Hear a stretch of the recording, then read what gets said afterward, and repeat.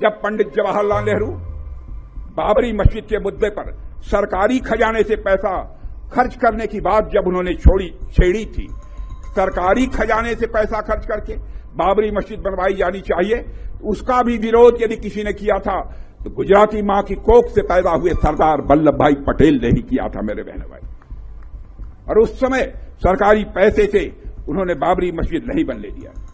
फिर नेहरू जी ने सोमनाथ मंदिर के पुनर्निर्माण का सवाल उठाया। असली मुद्दे हैं, बहुत महत्वपूर्ण मुद्दे हैं जिन पे चर्चा होनी चाहिए, जिन पे बात होनी चाहिए।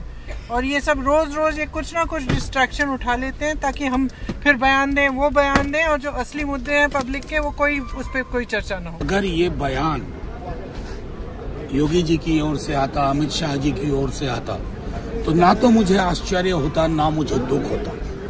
मुझे दुख इस बात का है कि राजनाथ सिंह जी को अब ये सब बोलना पड़ रहा है। हमारे देश के सैनिक शहीद होते हैं, उन शहीदों का जो स्थल होता है, उनका जो अंतिम संस्कार होता है, किसी भी पद्धति धार्मिक रीति रिवाज से क्यों ना हो, उसको कम से कम शहीद स्थल के तौर पर डेवलप करने के लिए वो बजट का प्रावधान कराएं। ये कराना चाहिए, बजाय इस बात के कि देश को विवादित बातों में फंसाने। कांग्रेस पार्टी ने रक्षा मंत्री राजनाथ सिंह के इस बयान की भारी निंदा की। उनका कहना था कि भारतीय जनता पार्टी तो हमेशा से झूठ बोलती ही रही है, लेकिन अब रक्षा मंत्री भी इस दौड़ में शामिल हो गए हैं। दरअसल राजनाथ सिंह ने अभी हाल में ये बयान दिया था जिसमें उन्होंने कहा था कि जो पूर्व प्रधानमंत्री जवाहरलाल नेहरू हैं वो सरकारी पैसे से बाबरी मस्जिद जो है वो बनाना चाहते थे और उन्हें ऐसा करने से रोका सरदार वल्लभ भाई पटेल ने। बाबरी मस्जिद के मुद्दे पर सरकारी खजाने से पैसा खर्च करने की बात जब उन्होंने छेड़ी थी, उसका भी विरोध यदि किसी ने किया था तो गुजराती मां की कोख से पैदा हुए सरदार वल्लभ भाई पटेल ने ही किया। तो इसे लेकर आज जो है दिन भर संसद के गलियारों में चर्चा होती रही। कांग्रेस के कई नेता लोग जो हैं वो सामने आए और उन्होंने राजनाथ सिंह से कई सवाल किए। इनफैक्ट कईयों ने कहा कि ये एक सरासर झूठ है और जो पंडित जवाहरलाल नेहरू की जो लेगेसी है उसे खराब करने की कोशिश निरंतर जो है वो भारतीय जनता पार्टी करती रही है और उन्हें पंडित जवाहरलाल नेहरू के इतिहास के बारे में गोडसे के फॉलोअर्स जो उनके समर्थक हैं उनसे सीखने की जरूरत नहीं है। असली मुद्दे हैं, बहुत महत्वपूर्ण मुद्दे हैं जिन पे चर्चा होनी चाहिए, जिन पे बात होनी चाहिए। और ये सब रोज ये कुछ ना कुछ डिस्ट्रैक्शन उठा लेते हैं ताकि हम फिर बयान दें, वो बयान दें, और जो असली मुद्दे हैं पब्लिक के वो उस पर कोई चर्चा ना हो। कम से कम राजनाथ सिंह जी जैसे गंभीर व्यक्ति से इस तरह की ओछी टिप्पणियों की और ओछे आरोपों की उम्मीद नहीं की जाती।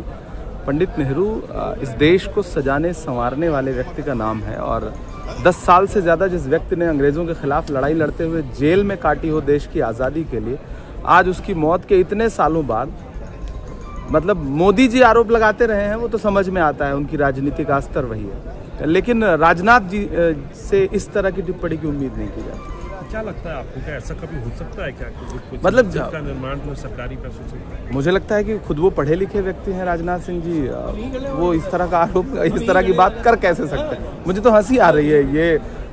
ये टिप्पणी के लायक ही आरोप नहीं है पहली चीज़, और उनके लिए भी ये टिप्पणी करने लायक और आरोप लगाने लायक बात है नहीं। जिस चीज़ का कोई ओरछोर ही नहीं है, जिस चीज़ का कोई तथ्य ही नहीं है, उस तरह की बात को आप जो है वो बयान उस पे देंगे, तो राजनाथ जी आपसे तो ऐसी उम्मीद नहीं है।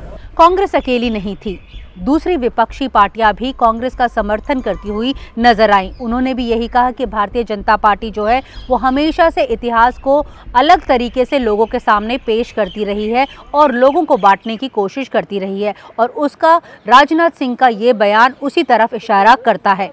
तो आइए सुनते हैं कि राष्ट्रीय जनता दल के मनोज झा और साथ में समाजवादी पार्टी की डिंपल यादव का इस मसले के ऊपर क्या कहना था। ये व्हाट्सएप फॉरवर्ड पे उनके पार्टी के बाकी लोग उसी पे सरवाइव कर रहे हैं। राजनाथ सिंह जी की पूंजी बड़ी है, पता नहीं क्यों उनके अंदर अब इस प्रकार की चीजें आ रही हैं। मैंने बार बार कहा है, उस दौर के खतों को पढ़िए, आर्काइवल मटेरियल है।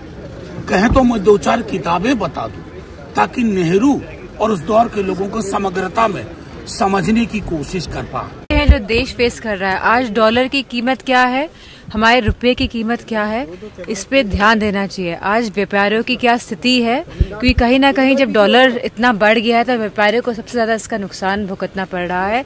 और जो नीतियाँ रही हैं भारतीय जनता पार्टी की, वो लगातार सभी वर्ग के लोगों को नुकसान पहुंचाने का काम कर रही है। दूसरी तरफ जब रक्षा मंत्री संसद से बाहर निकले तो मीडिया वालों ने उन्हें कन्फ्रंट किया और उनसे पूछना चाहा कि उन्होंने इस तरह का बयान क्यों दिया था। राजनाथ सिंह मुस्कुराए और अपनी गाड़ी में बैठकर संसद के गलियारों से निकल गए। तो ये जो कहानी है वो यहीं खत्म हो गई। नई दिल्ली से नीता शर्मा, जनसत्ता के लिए।